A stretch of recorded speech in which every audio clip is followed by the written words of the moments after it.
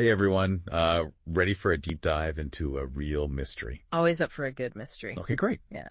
So today we're going to be looking into the Zodiac Killer, Yeah, wow. one of America's most infamous unsolved cases. Yeah, I've heard a little bit about this one. Yeah, Yeah. it's really chilling. It's not just about the murders, but the taunts, the ciphers, the fear that just gripped Northern California for years. Be sure to like the video and subscribe to our channel for more thrilling videos like this. Yeah, definitely. And to help us kind of, navigate the whole twisted mind of the Zodiac, we've got an expert in criminal psychology joining us today. Well, thanks for having me. It's definitely gonna be an interesting case to unpack. I mean, the Zodiac was such a master manipulator, Yeah. using terror to control not just the victims, but an entire region. Yeah, it's really fascinating from a psychological standpoint for sure. So we've got some excerpts from an article summarizing the case. Okay. And it really captures the feeling of that time. So maybe let's just start with the basics. Yeah, sure. When and where did this all take place? So we're talking late 1960s, early 1970s in Northern California. Okay. A period of immense social change, but kind of this like shadow fell over the area. Yeah.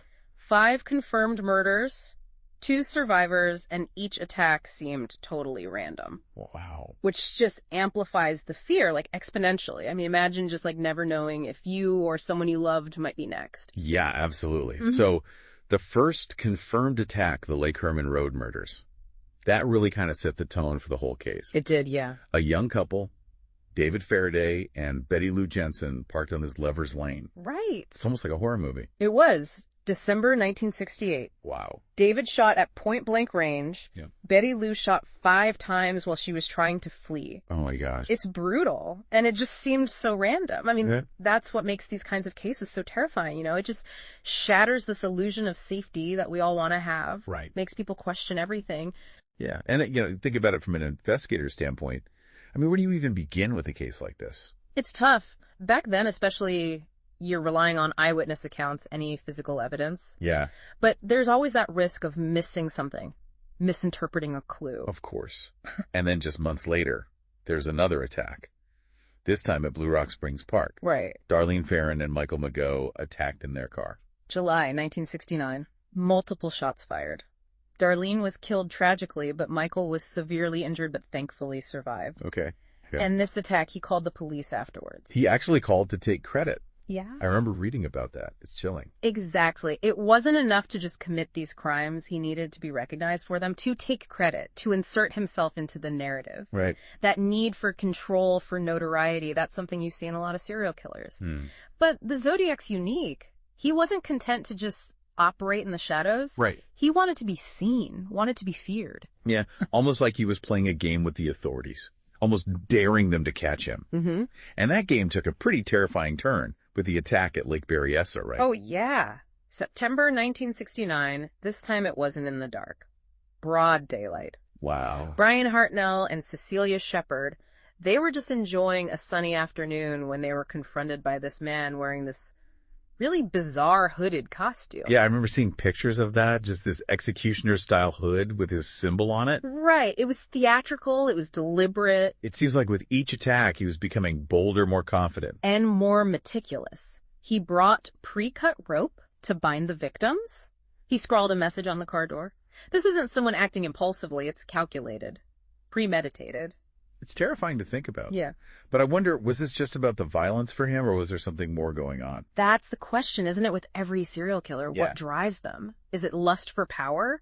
A twisted sense of justice? Or something even darker? I think in the Zodiac's case, it was probably a combination of things. Yeah. A perfect storm of different things that kind of created this monster. And then there's the murder of Paul Stein, the San Francisco cab driver. Yeah.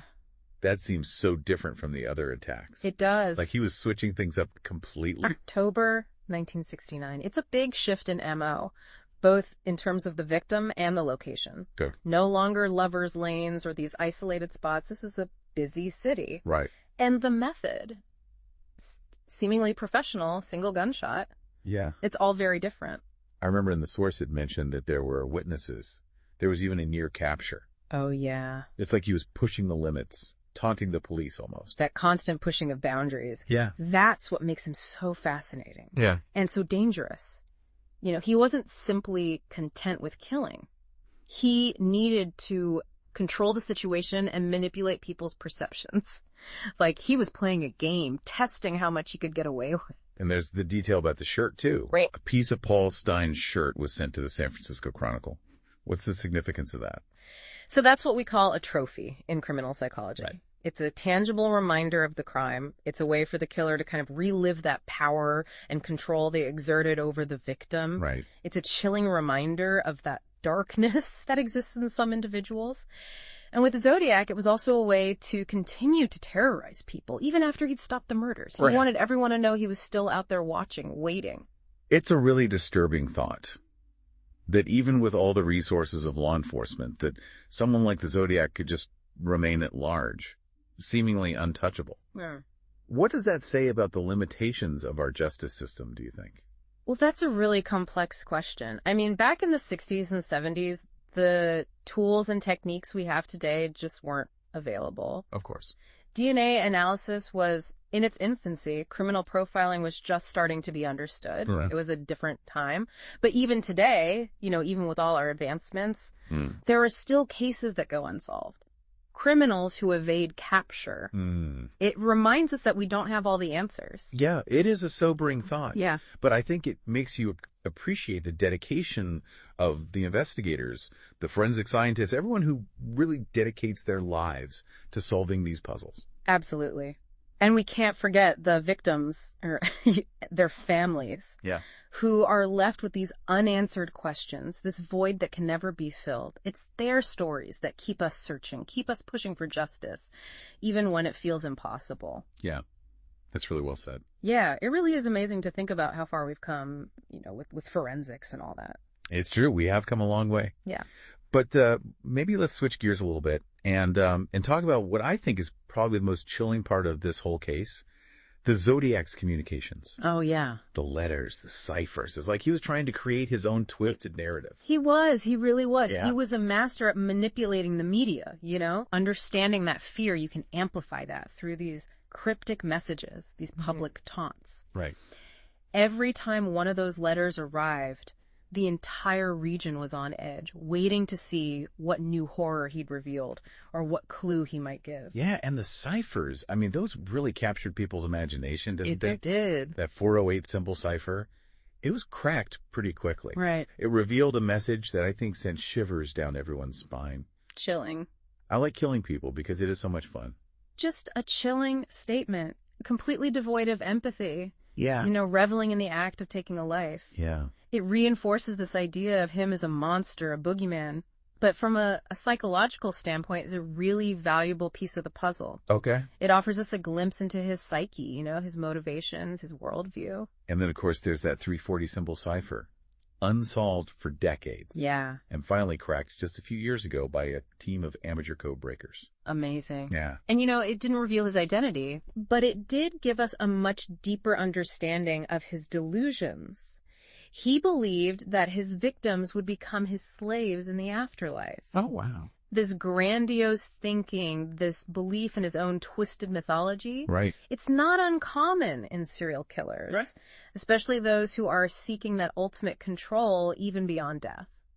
It's hard to fathom that kind of thinking, that level of detachment from reality. Yeah. But it makes you wonder, if he hadn't communicated this way, if he just stuck to the murders, would he become such a legendary figure in criminal history? That is a really fascinating question. The ciphers, the letters, they definitely added to this mystique. Yeah. They transformed him from just a killer into this enigma, this puzzle that people are still trying to solve today. Yeah, absolutely. And speaking of solving the puzzle, despite all the effort, his identity remains unknown. Right. Our source mentions a few of the most prominent suspects. Arthur Lee Allen, Richard Gaikowski, Lawrence Kane, Ross Sullivan. What can you tell us about those guys? So each of these individuals had certain characteristics or connections that made them seem plausible. Okay. Allen, for example, he had a Zodiac watch. Okay. And he wore boots that were consistent with footprints that were found at one of the crime scenes. Interesting. Gaikowski worked for a newspaper that received some of the Zodiac's letters. Oh, wow. And some people thought that they saw similarities in his writing style. Okay. But in every case, the evidence was circumstantial. Never enough to make an arrest. It's frustrating, isn't it? It is. To have all these clues, but no definitive answer. It's like having a puzzle with a few pieces missing. Right. You can kind of see the image, but you can't fully grasp it. And that's exactly what makes the Zodiac case so enduring. Mm-hmm. It's a puzzle that refuses to be solved. Yep. A mystery that continues to haunt us. Even with all of our advancements, with DNA analysis, forensic technology, we're still left with more questions than answers. It makes you wonder, what would it take to finally crack this case? Would it be a deathbed confession? A new witness coming forward? Yeah. Or maybe as technology continues to evolve, maybe there's some undiscovered piece of evidence that will reveal the truth. It's possible. And the fascination with the Zodiac, makes sure that investigators, professionals, amateurs, they'll all continue to pore over the evidence, hoping to find that missing link. Yeah. That one piece of information that unlocks the whole thing. It's fascinating how a case like this can just capture the public imagination for decades. Mm-hmm. Why do you think we're so drawn to unsolved mysteries like the Zodiac? I think it's a few things. There's the basic human desire for answers. Right. We want closure. Sure. We crave order in a world that often feels chaotic. Yeah. And unsolved mysteries, they represent a disruption of that order. That's true. And there's also that element of fear, Sure. The thrill of the unknown. The Zodiac specifically, he taps into our primal fears of a cunning, intelligent predator. Someone who operates outside the rules of society. It's like a real-life horror story. It is. And yet we can't look away. Exactly. We're both repelled and fascinated by the darkness that exists in the world. And the Zodiac case really highlights that. Yeah. It's a stark reminder that evil can lurk anywhere. It's both unsettling and intriguing. It is. All at the same time. Yeah. I wonder what it would have been like to live in Northern California during that time. Oh, I can't imagine. Knowing that this shadow was hanging over everything. Yeah. It must have been constant anxiety. Yeah. A feeling of vulnerability. Knowing that anyone could be a target. I think so. The random attacks, the messages, the way he manipulated the media, it created this atmosphere of fear, uncertainty that just permeated every aspect of life. It's like something out of a dystopian novel. It really is. And while the murders stop the mystery, the unanswered questions, they linger. They cast a long shadow over the case. So what does it all mean? Yeah. We've explored the crimes, the ciphers, the suspects, the mystery. Where do we go from here? Well, that's the question, isn't it? Yeah. That fascinates all of us. Researchers, investigators, armchair detectives. Will we ever definitively know who he was? Will there be new evidence? Right. That sheds light on his motives, his methods, his fate. These are questions that we may never have the answers to. It's humbling, isn't it, to know that despite everything we know, all our advancements, some mysteries just remain beyond our grasp. It is, but it's also a testament to the human spirit, isn't it? This relentless pursuit of truth, our desire to understand the world around us, even in the face of all this darkness and uncertainty. Yeah, that's a powerful thought. And it makes me think about the victims, their families, who have lived with this mystery for so long. What would justice look like for them? I don't know. I think justice in this case could take many forms. It could be the identification and apprehension of the killer, if he's even still alive. It could be a confession that brings some closure to the families. Right. Or it could simply be this continued pursuit of the truth, Yeah. Never letting the victims be forgotten. And that's what we've tried to do today, to shine a light on this case, to explore the complexities, the horrors, the mystery. Right. It's a case that stays with you. Yeah. It makes you question what you thought you knew about human nature.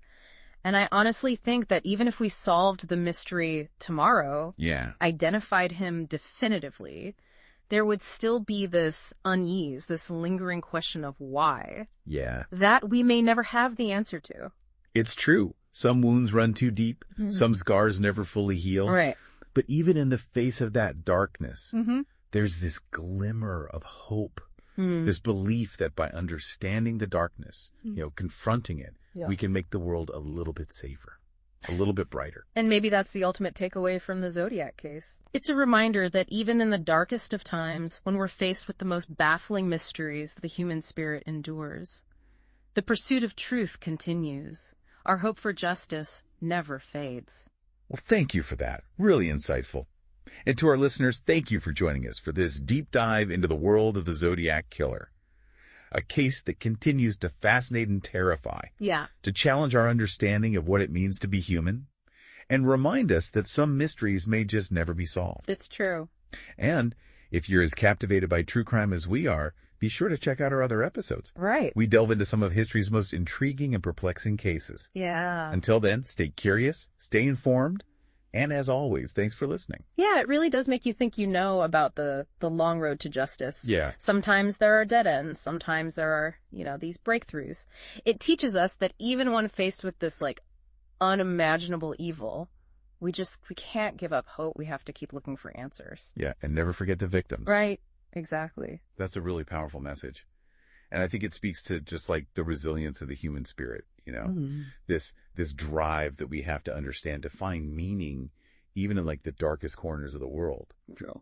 And while the Zodiac Killer may have faded into the shadows, I think his legacy, the mystery, it just continues to captivate us, challenge us, and remind us that some puzzles may just never be solved. Yeah, and I think that's part of why we're still so fascinated by it. The Zodiac case, it isn't just a true crime story. It's like a reflection of our own anxieties. Yeah. Our fears, our fascination with the things we don't know. It forces us to confront this darkness that exists in the world and in ourselves. It's a sobering thought, but I think it also, makes you appreciate the work of the people who dedicate their lives to solving these mysteries. Oh, absolutely. To bringing closure to the families, to seeking justice for those who've been silenced. Yeah, every investigator, every forensic scientist, every journalist who looks into these cases, they're all playing a vital role in that search for truth. And even if we never know for sure who the Zodiac was, the lessons that we've learned from this case about criminal psychology, about investigative techniques, the impact of the media, it all helps us understand crime and justice a little bit better. Yeah, absolutely. Well, I think we've covered a lot today, the details of the crimes themselves, the psychology of the Zodiac, the mystery of his identity, these ongoing efforts to bring him to justice. Yeah, and it's a case that really sticks with you, makes you question, everything you thought you knew about human nature. Yeah. And, I think even if we solved it tomorrow, identified him, without a doubt, there would still be that kind of unsettling feeling why? Yeah. Why did he do it? Yeah. And we may never know the answer to that. That's true. Some wounds are just too deep. Some scars, they just never heal. Yeah. But even when faced with that darkness, there's still that glimmer of hope. That belief that by understanding it, confronting it head on, we can make the world a little bit safer, a little bit brighter. Yeah. And maybe that's the ultimate takeaway from all of this. It's a reminder that even in the darkest times, even when we're faced with these mysteries that seem impossible to solve, the human spirit endures. We keep searching for the truth, and our hope for justice, it never really goes away. Well, thank you so much for joining us today and for sharing your insights with us. It was my pleasure. And to everyone listening out there, thank you for joining us for this deep dive into the chilling world of the Zodiac Killer. It's a case that continues to fascinate and terrify us and challenge us to think about what it means to be human, and reminds us that some mysteries may just never be solved. But hey, if you're as into true crime as we are, be sure to check out some of our other episodes where we delve into some other really intriguing and perplexing cases. Until then, stay curious, stay informed, and as always, thanks for listening.